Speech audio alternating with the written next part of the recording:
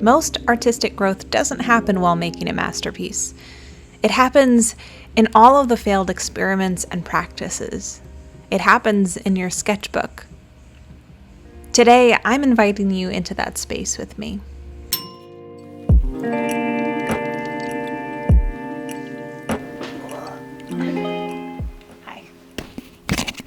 Hi.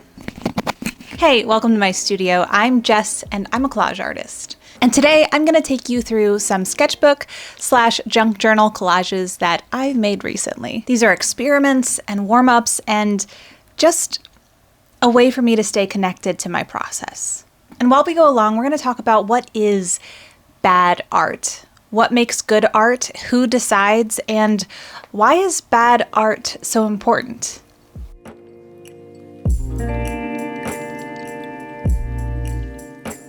Have you ever stopped halfway through a project and thought, this is awful, I'm awful, maybe I should quit? Yeah, me too.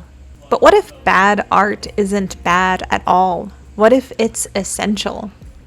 In Oathbringer, a book by Brandon Sanderson, one of the characters says something like, have you ever considered that bad art does more for the world than good art? Artists spend more than half their lives making bad practice pieces than they do masterworks, particularly at the start. You learn more from bad art than you do from good art, as your mistakes are more important than your successes. And that really resonated with me. I love the way that Brandon Sanderson talks about bad and good art in the way that we often talk about it today. But in my own mind, I do think that there can be a danger to using those labels. Call something good art and we praise the artist. But if it's bad art, then suddenly it becomes more of a moral failing.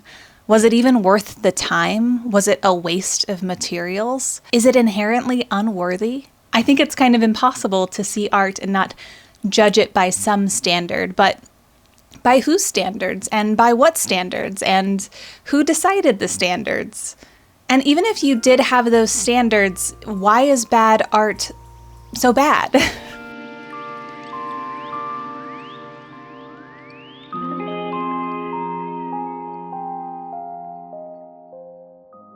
I think a part of it is how we're wired.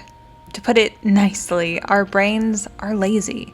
They're always looking for shortcuts. It's evolutionary. It's human.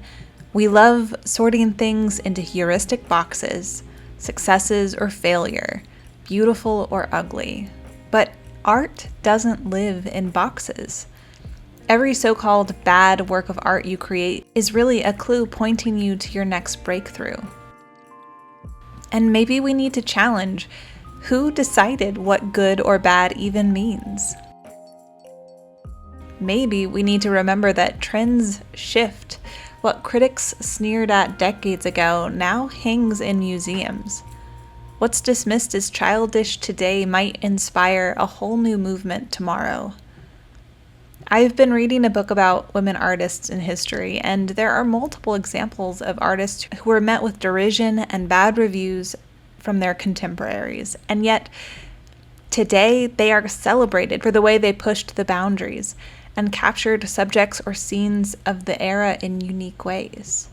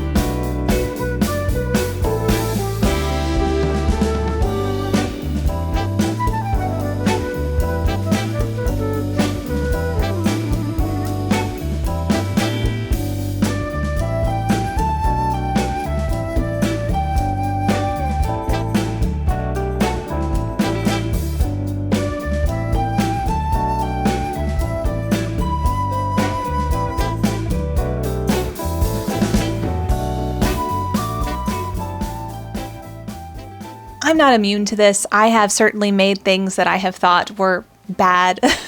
But the thing is that bad art is not inherently a problem. It is not something that needs to be fixed. It is a part of the process, and bad art is simply unfinished learning.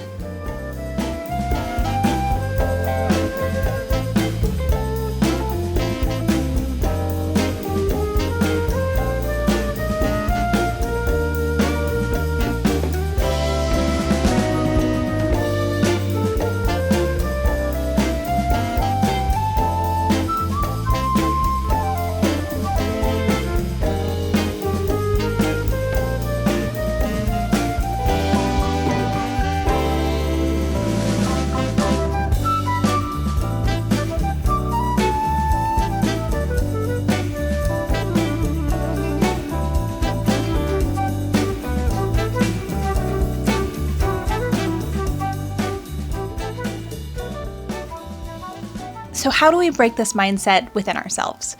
I think the first thing that we have to do as artists, if we find ourselves judging our artwork harshly, try to stop there and instead of judging the work, ask yourself, what did I learn from this process? What did this piece of artwork teach me? Second, keep the experiments that flop. Sign them and date them, hold on to them, because these are your growth rings. And third, give yourself permission to play ugly. Use colors that don't go together. Glue the weird thing down. See what happens when you combine things that you wouldn't normally think would go together, because that is where you learn the most.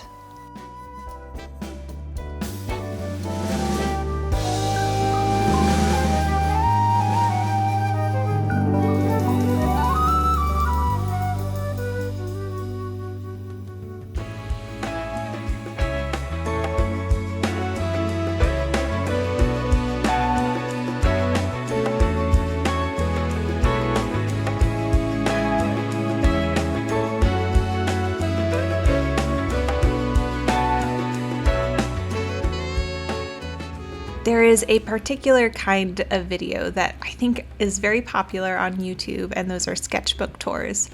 And don't get me wrong, I love them.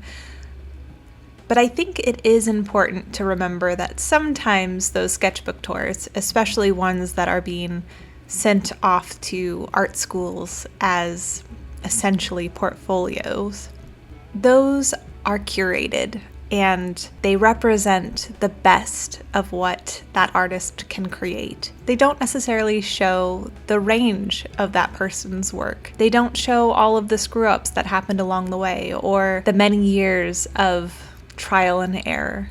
There's nothing wrong with a curated, beautiful sketchbook that has only the best pieces. But for me, a sketchbook that is a bit messy and a bit silly and a bit bad is a sketchbook that I feel comfortable working in.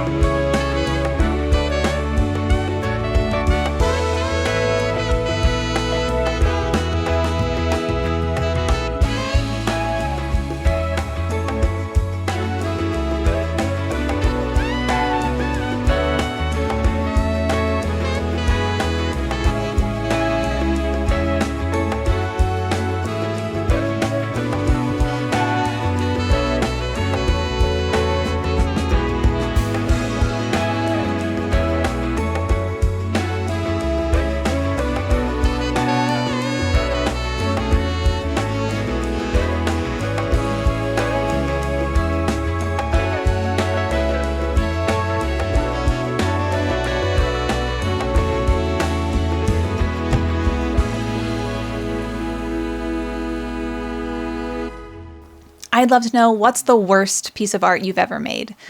Tell me in the comments what you learned from it, and let's celebrate the beautiful disasters together. All right, friends, that is it for today's sketchbook discussion.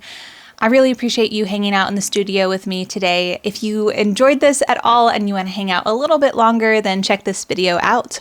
Or if you are interested in watching me make masterpieces out of masterpieces, then check this. That was the wrong quotation. Or if you want to oh no. Or if you want to watch me make masterpieces out of masterpieces, then check this video out. Okay, bye. That's it. Bye. See ya. Bye. Bye.